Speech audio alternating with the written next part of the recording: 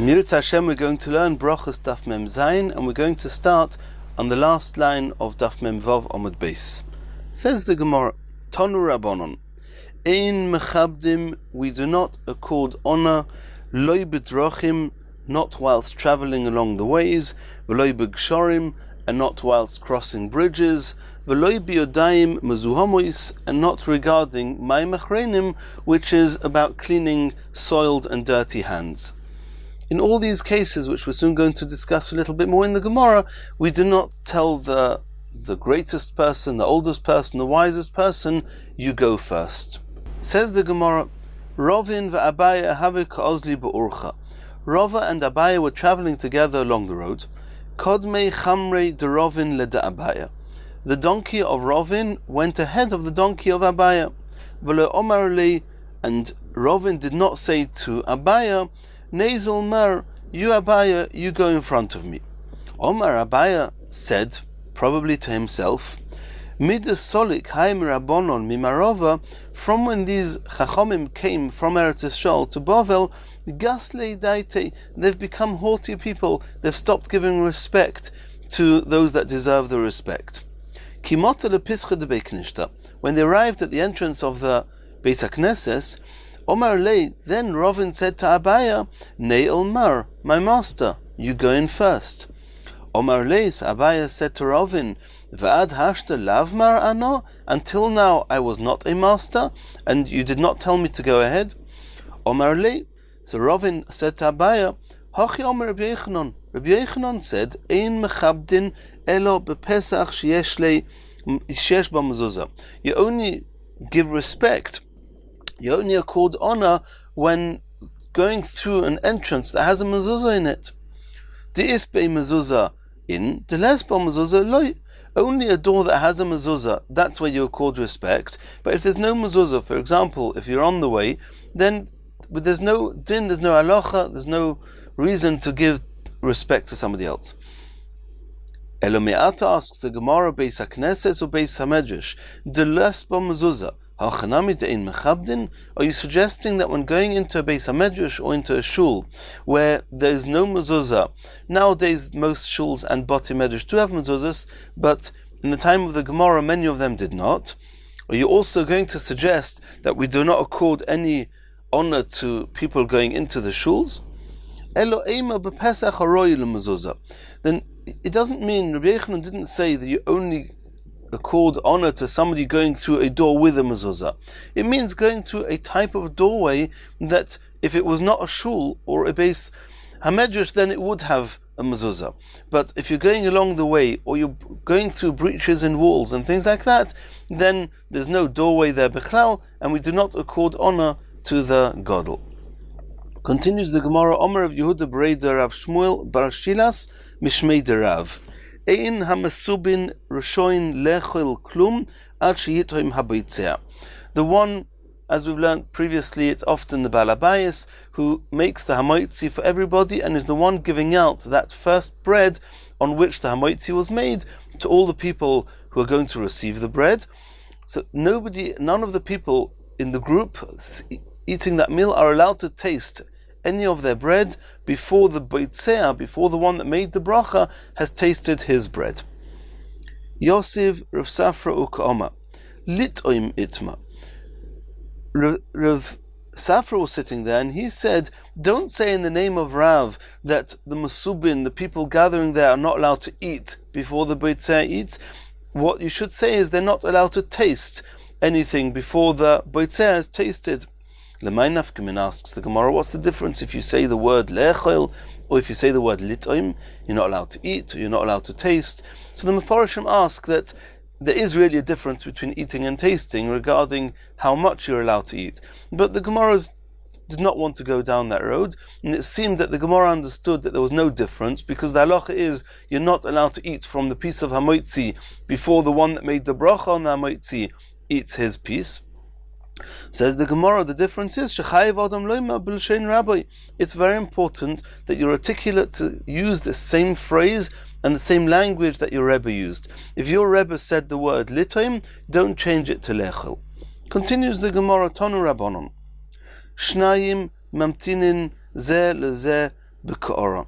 If you have two people eating together and they're both taking from the same bowl or plara in the middle of the table, and one of them stops eating for a moment to pour himself a drink, then show him respect, derech eretz, and don't continue eating from that bowl whilst he is pouring his drink. Wait for him, let him have his drink, and then you can both continue eating from that shared bowl.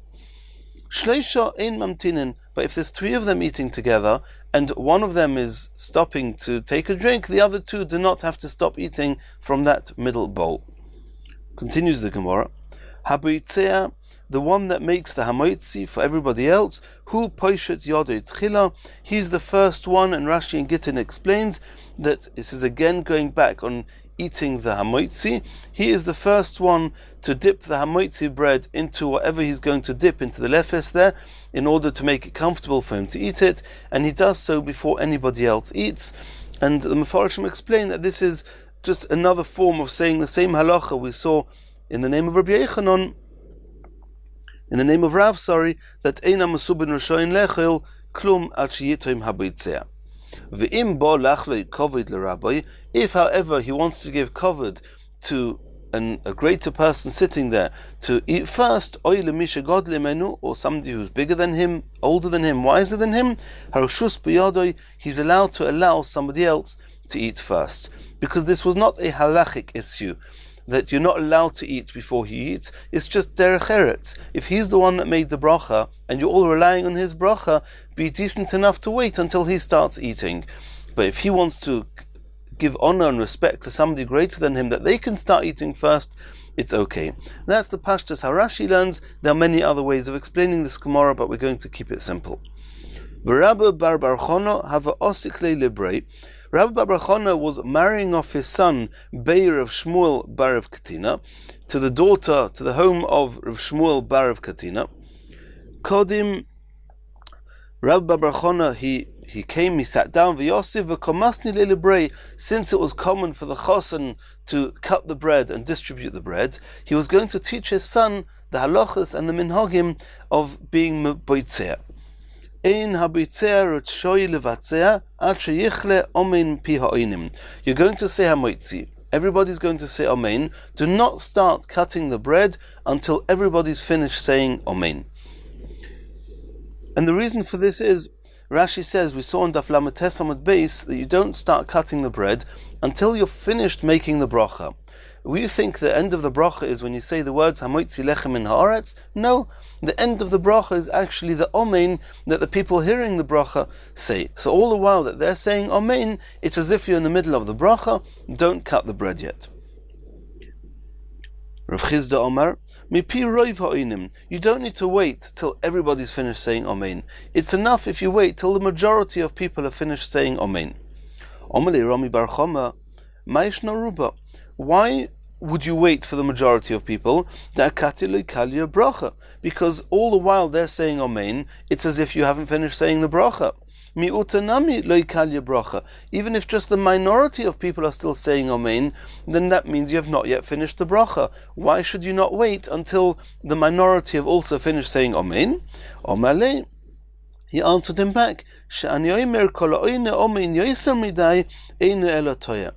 only supposed to say a quickish type of amen. Don't spend too long. We'll soon see how long an amen has to be. But dragging out the amen too long is inappropriate. It actually could destroy the amen. So he said that we assume that the advised and appropriate length is the length that most people would say amen. Those few, the minority that are taking too long over their amen, are probably saying amen inappropriately, and therefore it's not an extension of the bracha, and therefore there's no reason to wait for them. Continues the Gemara. Tonu Rabbanon. Ein oinin loy amen chatufa. A person should not say a snatched up amen. Saying a snatched amen means that at the beginning of the amen you don't take the care to say amen. You just say amen. You don't give the komets to the aleph. V'lo amen ktufa, and nor should one say a shortened amen, amen. No, what happened to the nun at the end? Say amen.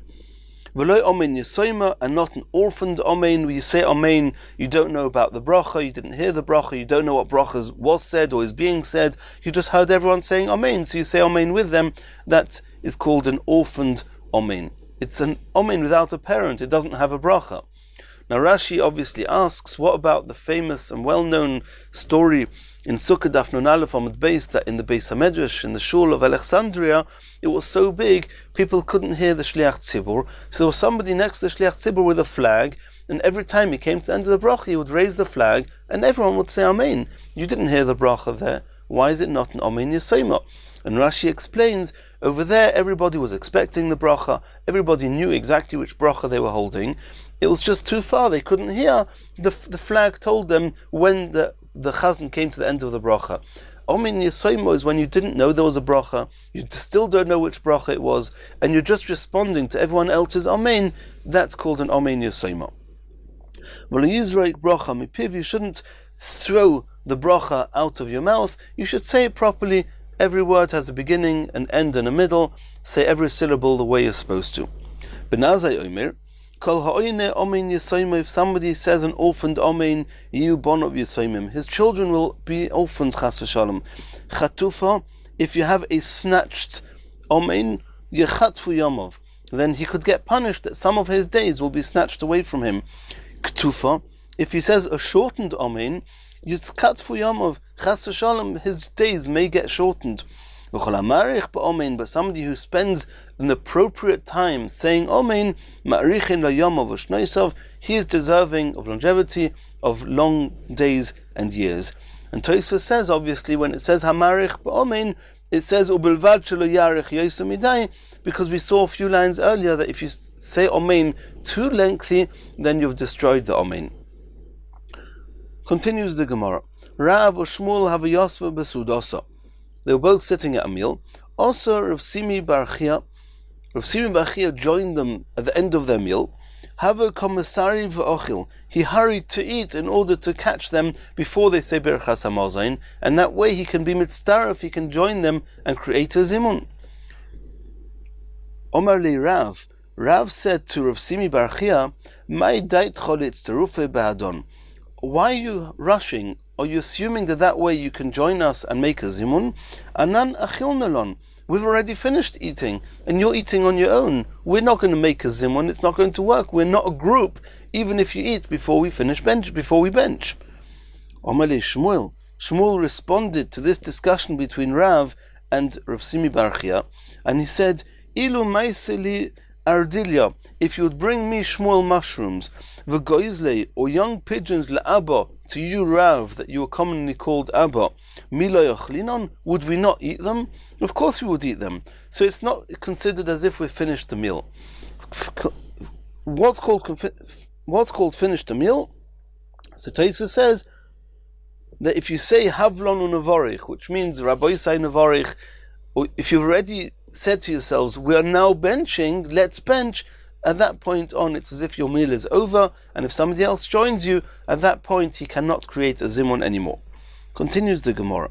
Talmidei de Rav have a yosvi b'sudasa. The Talmidim of Rav was sitting at a meal. All Rav Acha came up to join them. Omri, and they said, Osa gaver Rabba de Mavarichlon. Now we have a great person who's in our midst, and he's the one that can lead the zimun. Omar Lahu. Rabbi Acha said to the Talmidei de Rav, Mi savrisu de Godel Mavarich, who said that the greatest in the group is the one that says Birchas Hamazon even if he comes at the end of the meal? Ikar Shebasuda Mavarich, the most primary guests, or the most primary part of the meal, are those that were there right from the beginning, and they are the ones who are supposed to lead the Birchas Hamazon. V'hilchasan, however the halacha is, Godel Mavarich, the greatest one in the group, he's the one that says the Birchas Hamazon, Afal Gav de Asile B'Seif, even if he came at the end of the meal. Continues the Gemara, and we're now going back to explain the Mishnah. Ochal Demai V'Chulu. We saw in the Mishnah that if somebody ate Demai, which is food, produce, which was bought from an Amoretz, or was it belonged to an Amoritz, and we do not know if he took all the Trumas and Maestras appropriately, even though you can rely that most Amei Ha'aretz do take Trumas and Maestras, some don't, and the Chachamim said that therefore you should not eat it until you take Trumas and Maestras, just to be on the safe side. Asks the Gemara, how can you say that if you eat Demai, you can make a Zimun, Haloi Chazile, it's inappropriate, he's not allowed to eat it. And if you're not allowed to eat it, it's an Aveira to eat it, then making Zimun is called Beitzea Berich Nietz Hashem, Rashi brings. It's an Aveira. And you can't say Zimun like that. Rashi calls it's called Birchas Zimun Hababa Aveira. Says the Gemara, Kiven de Iboya Mafker Lenachose, if this person who's eating would now would make all his possessions hefka, he would turn himself into a poor person. V'hava oni, v'chazile, he would then be a poor person, and then as a poor person, it would be mutter to eat demai, even if you do not take the Trumas and Maestras as a precaution. And since he could theoretically make himself into a situation that it's mutter to eat this, therefore it's not such a big avera, and he's allowed to make zimun. Titnan, because we learned in the Mishnah, ma'achilin es ha'aniyim demai, you're allowed to feed the poor people with demai even without taking Trumas and Maestras. Ve'es ha'achsanya demai, and you're also allowed to feed the army of the king when they were going to war, coming back from war. They are considered like aniyim, and therefore they were allowed to eat demai. V'omar Rav Huna, Tana Beishamai Omrim Ein Machilin Es Aniyim Es Achsanya Demai. The only ones that do not allow poor people to eat from demai is Beis Shammai, and since the halacha is never like Beis Shammai, almost never like Beis Shammai, therefore only a poor person is allowed to eat demai, and since any person could theoretically turn himself into an oni, therefore if he ate demai, even if he's not an oni, he's allowed to say zimun. Continues the Gemara. If you have a Levi who he got his percentage of the Yisrael's produce, and he took the Truma Gedola, a Levi gets Meiser Rishon, and he has to give 10% of the Meiser Rishon to the Kohen, and he did just that.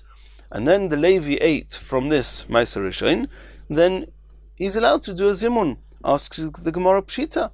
Of course he can do Zimun, why not? It's completely muttad for him to eat it. Loi, it's not so poshut. Sricha, we need the Mishnah to tell us this. Why? Elo sheikdimu b'shibolim, the Levi came before the Kohen. He preceded the Kohen. Normally the Kohen comes first and takes Truma Gedola, and then the Levi comes and takes Meiser Rishon, and from the Meiser Rishon the Levi gives Trumas Meiser to the Kohen, and then everybody can eat. Over here, it was still b'shibolim. The grains were still in their ears. It was not yet thrashed, and therefore, and the Levi came at that point to take his Meiser Rishon, and at that point there's no chiyuv yet to take Truma Gedola. So he took his Meiser Rishon, he gave from his Meiser Rishon Trumas Meiser to the Kohen, but the original Truma Gedola he has not yet taken, has not been taken from this produce yet. So I may have thought that it's considered tevel, and if you eat from it before taking off the Truma Gedola part, you're not allowed to make a zimun. But what happened? V'hifresh remeno Trumas Meiser v'lo hifresh remeno Truma Gedola.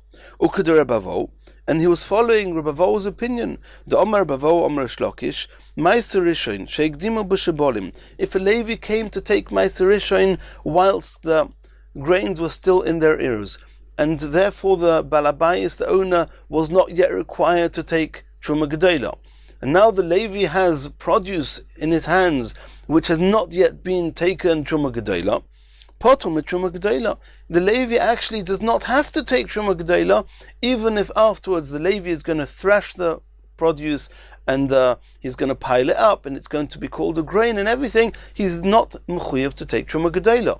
I may have thought he is chayev because at the end of the day the Kohen did not get his Truma Gedola from this 10% of the produce the Levi got. No, the halacha is a Levi does not have to take the Truma Gedola. Shenemar, as it says in the pasuk in the parasha of Meiser Rishon, Varimoisem mimenu, you should separate from it, from the harvest, from the tvua, Trumas Hashem, Meiser mina Meiser. You Levi have to take 1/10 of the 10% that you get. That's the Trumas Meiser. Maisa min ha-maisa amarti lach. You only have to take Trumas Maisa. V'loi Truma Gedola. But you, Levi, do not have to take Truma Gedola, even though the Balabayis did not yet take Truma Gedola, because you, Levi, took your Maisa Rishon before the stage that the Balabayis was chayav to give the Truma Gedola. So let's read this again. V'armoisem mimenu Trumas Hashem Maisa min ha-maiser. Maisa min ha-maiser marti lecha. I told you, you only have to take Maisa min ha-maiser. V'loi Truma Gedola u Trumas Maisa min ha-maiser. A Levi doesn't have to take two Trumos, one Trumas Maisa, which is 10% of his Maisa Rishon, and also the Truma Gedola, which the Balabais didn't take. He only has to take Trumas Maisa. Oman Rav Papa Abaya. Rav Papa asked Abaya, if you have a pasuk that a Levi doesn't ever have to take Truma Gedola, only Trumas Maisa, afilu igdimoi bekri. What happens if the Balabais has already thrashed the harvest and he's already piled it up, and now the Balabais is chayav to take Truma Gedola, and yet the Levi comes first to take his Maisa Rishon? Do we suggest then that he also does not have to take Truma Gedola, and he only has to take a Trumas Maisa? Omar Lei, no, Olech Omakro. Because of your question, we have another pasuk. The pasuk says, Mikol Masroiseichem Torimu. You have to take Truma from all your Maestras. You, Levi, you received Maisa, you got Maisa Rishon, take all the Trumas from that. What do you mean all the Trumas? Yes, also Trumas Maisa and also Truma Gedola. So there seems to be a contradiction. In one pasuk it says you only take Maisa min ha-maisa, which is Trumas Maisa. In another pasuk it seems to say you also have to take Truma Gedola. So the Gemara is obviously saying that if the Levi took the produce before it was threshed and piled, when it was still in its ears, at that point, if the Levi takes it, he does not have to take Truma Gedola. If you take it after it's already been piled up, then the Levi has to take Truma Gedola. Asks the Gemara, Umaro Isa, why do you assume that if the Levi took it when it was still in its ears, that's when he is potter from taking the Truma Gedola? If he took it after it was piled up, that's when he was chayav. Maybe the other way around. Maybe if the Levi came and took it when it was still in its ears, then the Levi has to take Truma Gedola. If, however, the Levi took his Maisa Rishon after the produce was already piled up, then he's potter from taking Truma Gedola. Says the Gemara, no. Hi idgon v'hai lo idgon. Only after it's been thrashed and piled up, it's called dogon. It's called grain. And in the psukim of Truma Gedola, we see that Truma Gedola only applies to grains. And therefore it makes sense, it's logical to say that if you took the produce before it became a grain, then it never became a chuyav in Truma Gedola before you took it, and therefore it's potter now from Truma Gedola. But once the Truma Gedola has already been a chiyuv, it's already called a grain, it's already threshed and piled up, at that point, if the Levi takes the Maisa Rishon before giving the part to the Kohen, the Levi has to give the appropriate part to the Kohen. Continues the Gemara. Maisa Sheni v'hektish sheniftu. We saw that if people are eating, 3 people eat from Maisa Sheni that has been redeemed from its kedusha, then you can bench zimun. And we're talking about eating the Maisa Sheni outside Yerushalayim, and even though Maisa Sheni may only be eaten in Yerushalayim, but you redeemed the kedusha. And if you redeem the kedusha, then the money that you use to redeem it, you can buy food and eat in Yerushalayim, and the original foods you can eat outside Yerushalayim. You've done nothing wrong. Why should you not be able to bench zimun? Pshita. Says the Gemara, no. Hachab ma'askinon, kegoyin shenosan es hakeren v'lo nosan es hachoymesh. We know there's a halacha that when you redeem the fruits of Maisa Sheni, you have to add on a fifth. If it was worth 20 shekel, you have to redeem it on 25 shekel. The extra 5 being a fifth of the whole 25. And since he only redeemed it for its true value and did not add a choymesh, I might have thought that it invalidates the redeeming, and it's as if it's still kodesh and you're not allowed to eat it outside Yerushalayim. Even though you have to redeem it with the extra fifth, and even though the Rambam says that lekatchila you should not eat it until you've added the fifth, because if you're going to eat it you may forget to add the fifth. Nonetheless, if you ate the food before adding the fifth, it's not ma'akev, it's called a valid redemption, and it's not called macholis asuros, and you can bench zimun. Continues the Gemara. We saw in the Mishnah that a shamash, the waiter, she'ochal kazayis, he ate a kazayis with another two people, he can join for zimun. Says the Gemara Pshita. What's the chiddush? He's a kosher yid, he's joined them for eating, it's a regular zimun. Says the Gemara, no. I may have thought, shamash loy kavia, he's not an established member of the group. He's all the time walking around, he's not sitting with them whilst eating, and therefore you cannot make zimun. Kumash malon, the chiddush of the Mishnah, since he belongs to the group and he's part of the group, he can join them for zimun. He can create the zimun, he can be one of the three people. Continues the Gemara, v'hakuti mezamnin olov. A kuti, and this is psukim in Nach, we find that there was a stage where a group of people came from kuti, and they wanted to become gerim, and there was a big discussion at the time if it was a sincere gerus or it was an insincere conversion. It could be that they just sort of pretended to convert because they were afraid of the lions that were hurting the people at the time, and it was very unclear, are they Jews, are they not Jews, and if they are they keeping what they're supposed to be keeping, because they kept the Torah shebichtav, they didn't keep a lot of the other halachas. At some point they realized who they really were, they found avodah zarah with them, and they just turned them completely into goyim, and Chachamim said from this point on, they're called goyim altogether. But now we're talking about the point where they were not yet considered goyim by everybody. So it says, if you've got one of these kutim in your group, he's allowed to be part of your zimun. Asks the Gemara, Amai, why should an average Talmud Chacham, the Mishnah is talking to everybody, even Talmidei Chachamim, how can a Talmud Chacham sit there as one of the three, when a kuti is one of the three? Lo yehe elo am ha'oretz. He's not worse than any average am ha'oretz who's not keeping all the halachas because he's ignorant. V'tanya, we learned in a brisa, ein mezamnin al am ha'oretz. It's inappropriate for a Talmud Chacham to make a zimun together with an am ha'oretz. You shouldn't be sitting with am ha'oretz. Says the Gemara, Abaya Omar b'kuti chover. The Mishnah is talking about a kuti that we happen to know is a learned kuti, is a Talmud Chacham, and therefore it was okay to eat with him, and therefore he can join the zimun. Rava says, Afilu teima b'kuti am ha'oretz. It could be the Mishnah is talking about a kuti am ha'oretz, and you're allowed to be mitzaref him to zimun.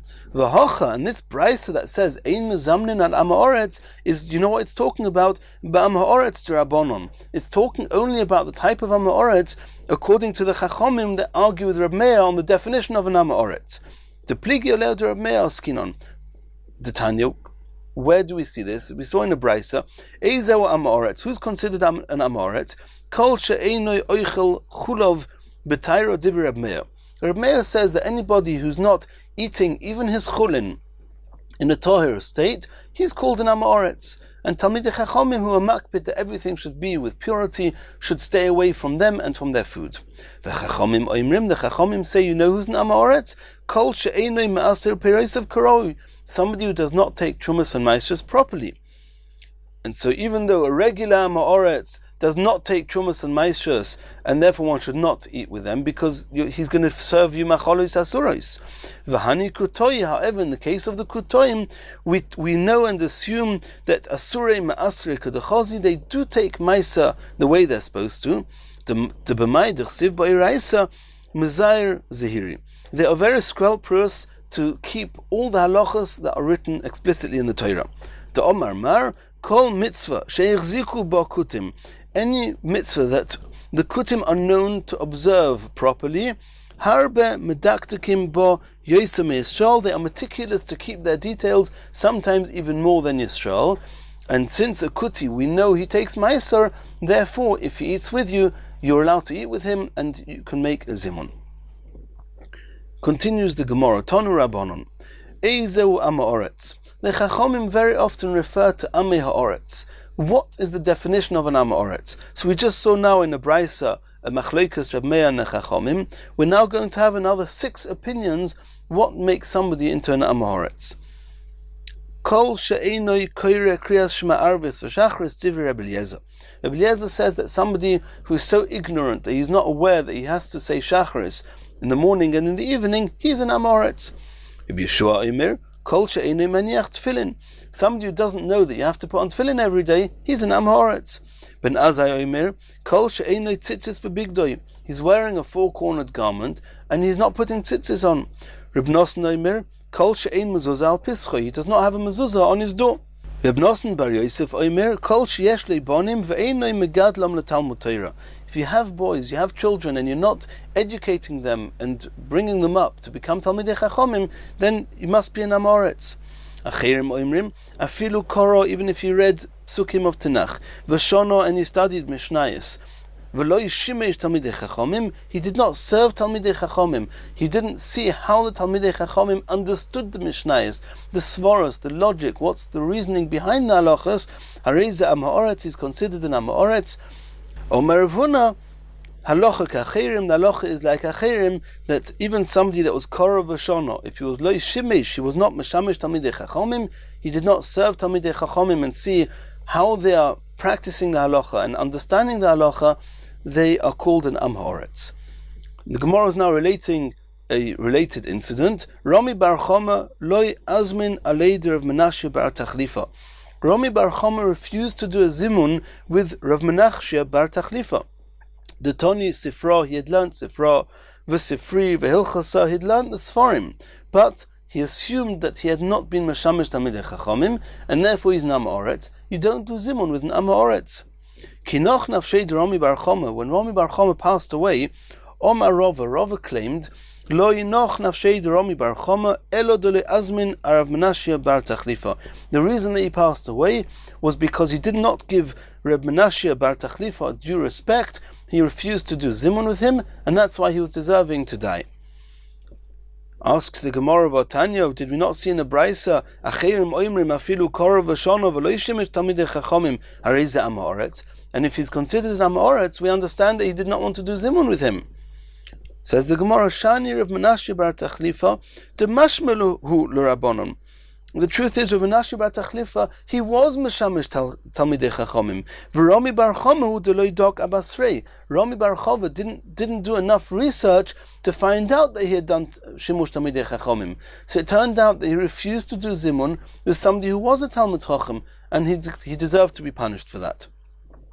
Others say the Shomar Shmaitza Mipumayu Durabonon. He heard the teachings from the mouths of the Chachomim, Vigoris and Luhu, and he reviewed them. Katzurva Mirabonon Domi.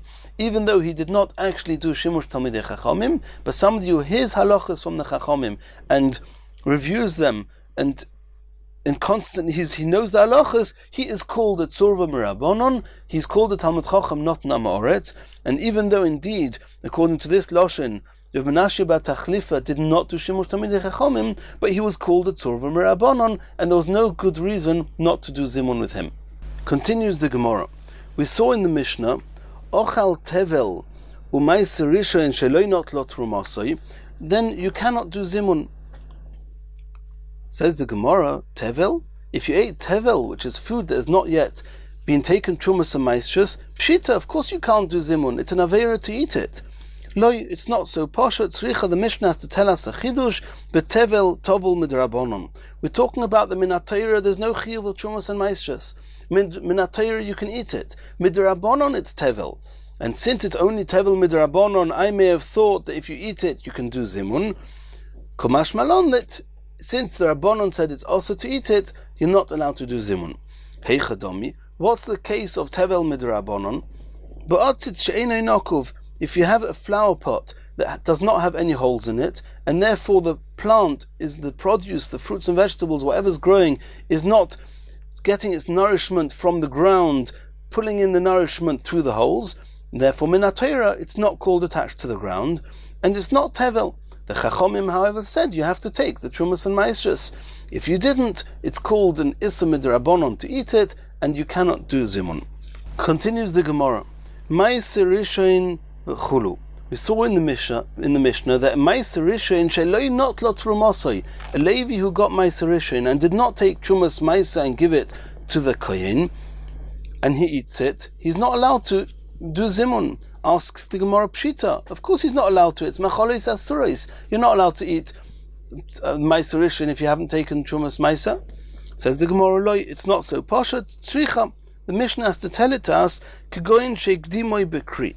We're talking about that the Levi came to take his ma'aser rishon after the tavua was already thrashed and made into a pile. It was already heaped up.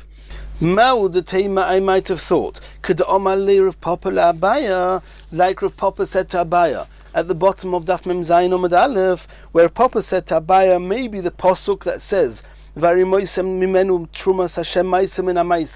maybe the posuk is telling us that a Levi only ever has to take Trumas Maisa. He never has to take Truma Gedola, even if he took the Maisa Rishon after the owner had already made it into a pile. Komash Malon, the Mishnah is coming to tell us, Kedeshonile, like the Gemara answered before, that we have a different pasuk that says that it's only true that a Levi does not need to take Truma Gedola if he took the Ma'aser Rishon before the owner threshed and piled up the produce. But if the owner has already threshed and piled up the produce, then we have another pasuk, Mikol Ma'aser Zeichem Torimu, you have to take the Truma Gedola, and if you didn't take Truma Gedola, even though you took it before the Kohen took his Truma Gedola, you have to take the Truma Gedola, and if you don't, it's macholis asuros, and you cannot do zimun. Continues the Gemara, Ma'aser Sheni v'chulu. If a person ate Ma'aser Sheni outside Yerushalayim without redeeming it, it's also to eat that, and you cannot make zimun. Asks the Gemara Pshita, of course you can't do zimun, you're not allowed to eat it. Loi tzricha. Sheniftu v'loi niftu, kil choson. We're talking about that he did redeem it, but he didn't redeem it properly. What the case is, Ma'aser Sheni, in the case of Ma'aser Sheni, Kegoyin shepodoi al gabe asimoin. He redeemed the Ma'aser Sheni on a silver coin, but the silver coin did not have an image minted into it. And v'rachmon oman, the Torah says, v'tzarto hakesef biodecho, kesef sheyesh olav tzura. The pasuk says, "V'tzarto hakesef," the money, the coins that you're redeeming Ma'aser Sheni on, have to have a tzura, have to have an image on it. If there's no image on it, you should not be poida. And the Mishnah is telling us, if you were poida the Ma'aser Sheni, you redeemed it on such a coin, then it's still called macholis asuros. It's invalid, and you cannot do zimun. Hektish. In what case is there redeeming hektish that's not considered a good redemption, and therefore it's still called macholis asuros? Shechilule al gabi karka. If you redeemed it not on coins and not on movable items, you redeemed it on land, on property. V'loi podoi bekesef, and you did not redeem it on money or on other movable items. Brachmona Omar, and the pasuk says, "V'nosan hakesef v'komlo." You have to give the money, and then it becomes yours. If you don't give the money because you're redeeming it on land, on something that doesn't move, then the pidyon, the redemption is invalid, and the food is still called hektish, and if you eat it, it's macholis asuros, and you cannot do zimun. Continues the Gemara. If the waiter ate less than a kazayis, he cannot become part of the zimun. Says the Gemara Pshita. Of course he can't, he didn't eat enough. Says the Gemara, you're right. Since in the Reisha it said that a shamash who ate a kazayis can become part of the zimun, so the Mishnah follows the theme of the Reisha and says that so too a shamash that ate less than the kazayis, he cannot become part of the zimun. But there's no chiddush here. Continues the Gemara. V'hanochri ein mezamnin olov. One cannot do zimun, one cannot make a zimun with a goy. Says the Gemara Pshita, he's not mechuyev in Berachas Hamazon. Why would you think that you can join a zimun? Hachab ma'askinon. We're talking about begeru shemol v'loi toval. He's done the bris milah already. He's not yet immersed in a mikveh. Da'amar of Zeir Omer Rabbi Yechanan la'olam einoi ger ad sheyomul v'yitvel. I may have thought, since he's already done the bris milah, he's done it l'shem gerus, maybe he's enough of a yid that he can make the zimun. The Mishnah says no. If he has not yet done tefillah, he's a goy, and he cannot join and make a zimun. Continues the Gemara. Noshim v'avodim uktanim ein mezamnin aleim. You cannot add a slave or a woman or a minor to make a zimun. Omar Rabbi Yosi, it seems in Rashi that it's supposed to say Rabbi Asi, Koton, an infant, Hamutal Ba'arisa, who's lying in a cradle, a little baby. Mezamnin olav, he can become part of a zimun. Asks the Gemara what none we learnt in the Mishnah, Noshim v'avodim uktanim ein mezamnin aleim. You cannot make a cotton become part of the zimun. Who the Omar Rabbi Yeshua ben Levi? Rabbi Asi, he held like Rabbi Yeshua ben Levi. The Omar Rabbi Yeshua ben Levi, Afal Pisha Amru Cotton Amutal Barisa Ein Mezamnin Olav. Even though a little baby in a cradle, of course he's a cotton and he cannot make a zimun. Aval Oisin Oisai Snif La'asara. We know there's a special level of benching, not with 3, but with 10. You say Elokeinu, we're still going to learn the halachas later on. And in order to become an accessory, to become one of the 10, for that a baby in a cradle is enough, and he can become part of the 10. V'omer Rabbi Yeshua ben Levi, Tisha ve'eved, if you have 9 kosher Yisraelim, and one of them is a slave, mitzdarfim, he can become one of the 10, and you can bench Elokeinu. Meisvei, we're going to ask from a brayso. Ma'aseh Rabbi Eliezer, shenichnas lebeis hakneses, he came into a shul, v'lo motza asara, and there were no 10 people to make a minyan, and he wanted everybody, the tzibur, to be able to say kedusha. You can't say kedusha without a minyan. V'shichrer avdo, he freed his slave in order to have a minyan. V'shlima ila asara, and he was the tainter, he was the 10th one. So you see from here, shichrer in only if you redeemed him. Lo shichrer. In the event that you have a slave and you did not redeem him, he cannot become part of the minyan. So how over here could Rabbi Yeshua ben Levi say, Tisha ve'eved mitzdarfim? Says the Gemara, the truth is there were only 8 Yisraelim. And Rabbi Eliezer came with 2 slaves. Shicher Chad, he redeemed one of them. Now you have 9 kosher Yisraelim. V'nofik b'chad, and the 10th, the last one, he was the slave, like Rabbi Yeshua ben Levi said. Asks the Gemara, how could he do that? How could he free his slave? V'omer of Yehuda, kol ha'mashacher avdoi, anyone who frees their slave, oiver ba'aseh, is transgressed a mitzvah aseh of the Torah, shenemar la'olam behem ta'avoidu. You should work them forever. And if you redeem your slave, if you free your slave, then you've done an aveira. How could he do that? Says the Gemara, "L'dvar mitzvah shani." I didn't set him free. I set him free for the sake of a mitzvah. That's okay. Asks the Gemara, since when can you do mitzvahs? By doing averas. Mitzvah bob averahi. It's a mitzvah that comes through doing an avera, and that's not allowed. It could even make the mitzvah invalid. Says the Gemara, mitzvah derabim shani, a communal mitzvah, a mitzvah that needs a tzibur, is such a strong mitzvah that in some cases it allows you to do something even though it's an avera. Continues the Gemara. V'omer Rabbi Yeshua ben Levi, L'oilom yashkim odom lebeis hakneses, a person should wake early and come to the shul as quickly as possible, Kedei sheyizkeh v'yimnei masora rishonim, in order that he should be from the first 10 who are going to comprise that original nucleus of the minyan. She'afilu mea boim acharov, even if 100 people are going to come to shul after him, kibel elov schar kulam, he's going to get the reward of all of them. Asks the Gemara, schar kulam sal kudaitach, can it be that all their reward is going to go to him? Eloim, no, say as follows, noisnin lo schar kneget kulam, they're going to get schar, the first 10 get schar that's equal to the schar that all the other 100 are going to get. Continues the Gemara, Omer of Huna, Tisha v'orin, if you have 9 Yisraelim and you have an Oren LaKodesh with a Sefer Torah in it, Mitzdarfim, the Oren is the tainter. It can be the 10th one.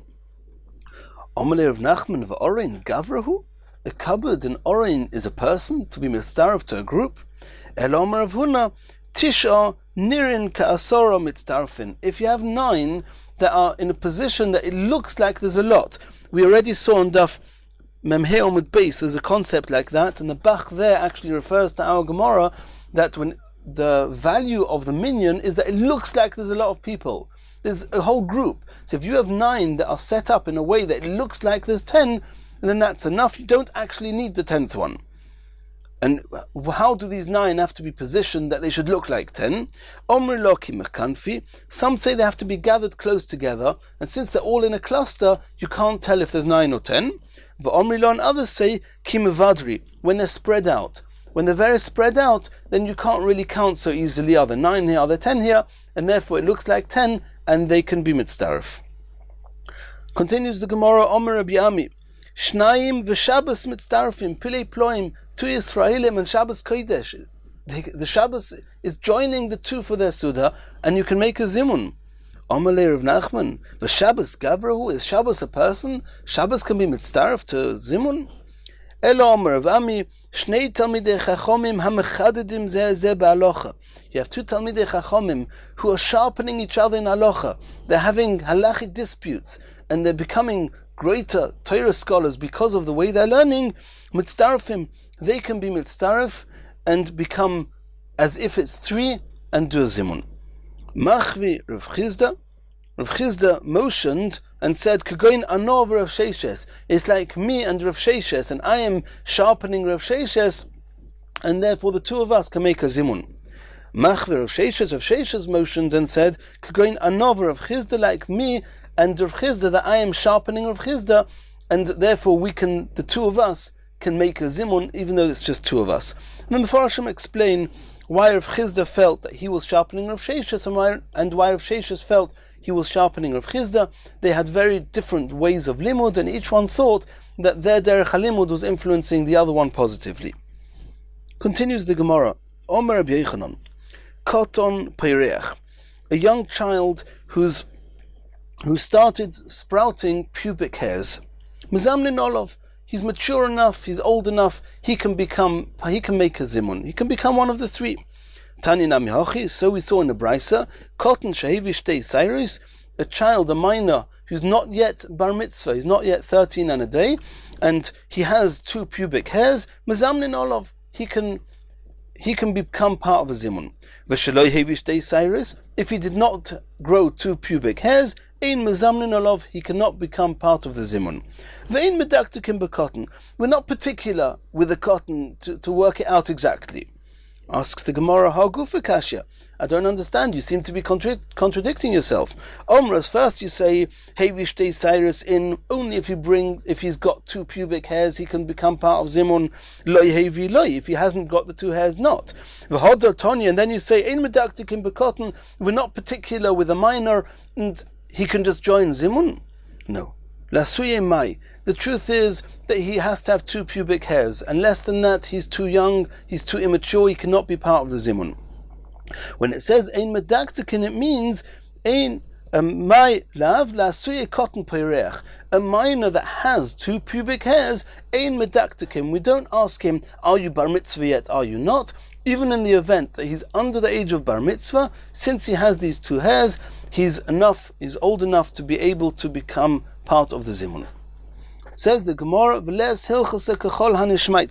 we saw now about a cotton amutal ba'arisa, and an eved, and the oroin, and the 9, and Shabbos, and Talmidei Chachomim, and the pubic hairs. We saw all these halachas. Says the Gemara, the halacha is not like any of these. Eloki hod omer of Nachman, the halacha is like Rav Nachman. Koton hayudea lemi mevorchin, only a type of cotton who knows exactly who you're benching to, namely to Hashem, mazamnin olav, he can be part of the zimun. And there's a big machlokas in the Mefarshim here, whether this is on condition that he also has the 2 hairs, or if he's young enough that he does not have 2 hairs, as is going to be apparent in the story now. Abaye v'Rava, when they were very young children, Haviyasva kamei Rabba, they were sitting in front of Rabba.